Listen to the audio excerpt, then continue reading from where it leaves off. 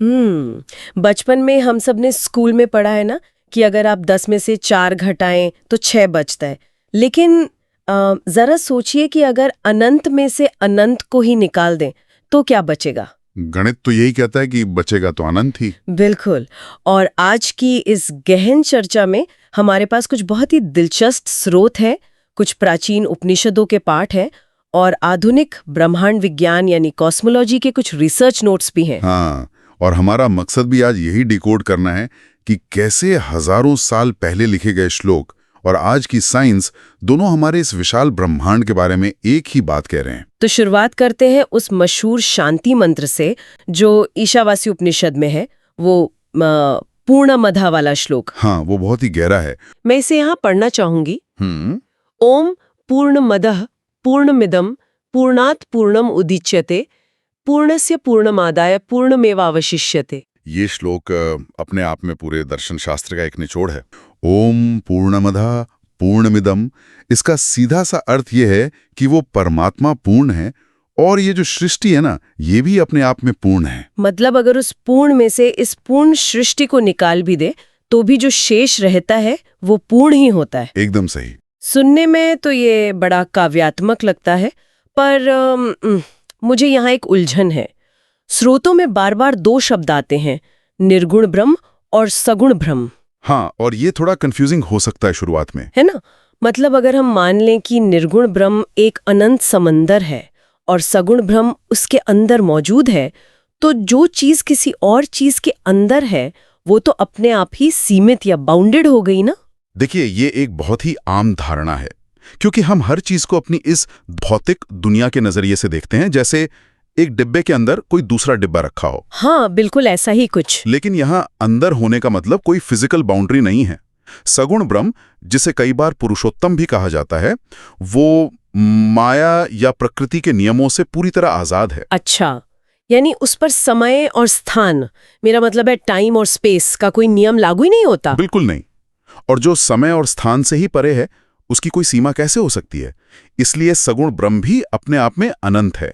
ओहो, तो अनंत में से अनंत निकालने वाला गणित यहाँ ऐसे काम करता है। हाँ, अनंत निर्गुण ब्रह्म में से अनंत सगुण ब्रह्म निकला, लेकिन दोनों की अनंतता पर कोई फर्क नहीं पड़ा। ठीक है, मैं मान लेती हूँ कि वो बनाने वाला यानी सगुण ब्रह्म पूरी तरह से असीम है, लेकिन यहाँ एक बहुत बड़ा लॉजिकल सवाल खड़ा होता है कि अगर वो असीम है तो उसने इस ब्रह्मांड को कैसे बनाया? बिल्कुल, इस दुनिया में तो हर तरफ सीमाएं हैं, आकार हैं, दूरियां हैं। असीम चीज से ये सीमाएं कहाँ से आ गईं? इसके लिए हमें उस ब्रह्मांडीय मन यानी कॉस्मिक माइंड के काम करने के तरीके को समझना होगा।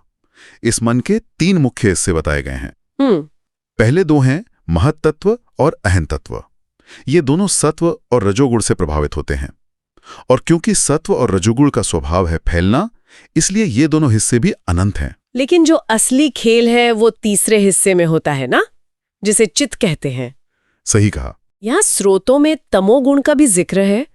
उसका इस चित्त से कोई लेना देना है क्या? बहुत गहरा लेना देना है। चित्त का निर्माण तमोगुण के प्रभाव से ही होता है। तमोगुण का मतलब है जड़ता या ठहराव। आप इसे ऐसे समझ सकते हैं कि जैसे महत तत्व और अहंत तत्व एक अनंत बहता हुआ पानी है और तमोगुण एक फ्रीजिंग टेम्परेचर की तरह काम करता है। अरे वाह! यानी वो उस बहते पानी को जमा कर बर्फ के टुकड़ों में बदल देता है, और बर्फ के टुकड़े का तो अपना एक आकार और सीमा होती है। यही इस पूरी प्रक्रिया का मूल है। ब्रह्मांडीय मन का ये चित्त वाला हिस्सा समय और आकार में बंध जाता है और तमोगुण की वजह से असीम में सीमाएं बननी शुरू हो जाती हैं।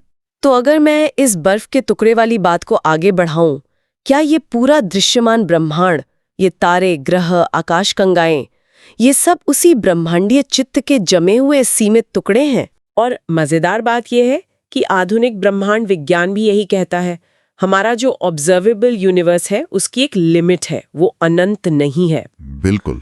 लेकिन साइंस तो ये भी कहती है कि ब्रह्मांड लगातार फैल रहा है, नए तारे बन रहे हैं। और यही बात इस प्राचीन दर्शन को इतना सटीक बनाती है। भले ही ये भौतिक दृश्यमान जगत सीमित है, लेकिन उस ब्रह्मांडीय मन की जो क्षमता है, जो पोटेंशियल है, वो अनंत है। मतलब वो जो पानी है वो कभी खत्म नहीं होता। एकदम सही। पुरानी आकाशगंगाएं नष्ट होती हैं, वो बर्फ पिघलती है और फिर से नए कण, नए तारे बनने लगते हैं। ये सब सुनने में ऐसा लगता है जैसे हम किसी बहुत बड़े टेलीस्कोप से अंतरिक्ष को देख रहे हों। लेकिन मैं इसे थोड़ा अपनी निजी जिंदगी से जोड़ना चाहती हूँ। हाँ, वो बहुत जरूरी है।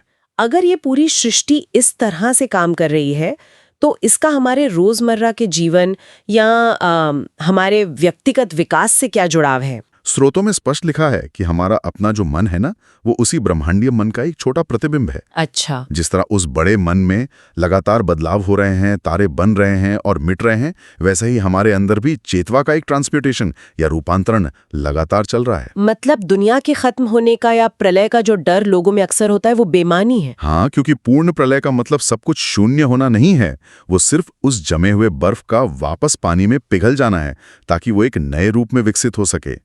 हमारे संस्कार और हमारी चेतना इसी तरह लगातार विकसित होते रहते हैं। वाकई ये सोचने का एक बहुत ही नया नजरिया है। मतलब हमारी वर्तमान भौतिक अवस्था या हमारी कमियां सीमित जरूर हो सकती हैं, लेकिन हमारे भीतर विकास करने का जो स्रोत है वो उस महासागर की तरह ही अनंत है। वो क्षमता कभी खत्म नहीं होती। बिल्कुल। और इसी बात पर इस चर्चा को खत्म करने से पहले एक दिलचस्प विचार है जिस पे गौर किया जा सकता है। वो क्या? अगर हमारा छोटा सा मन उस अनंत ब्रह्मांडी मन का ही एक अक्स है, तो क्या ऐसा हो सकता है कि हमारी अपनी अधूरी इच्छाएं और हमारे गहरे संस्कार हमारे ही भीतर हर दिन एक नए छोटे ब्रह्मांड का निर्माण कर रहे हों? इस पर विचार करना वाकई बहुत दिलचस्प होगा।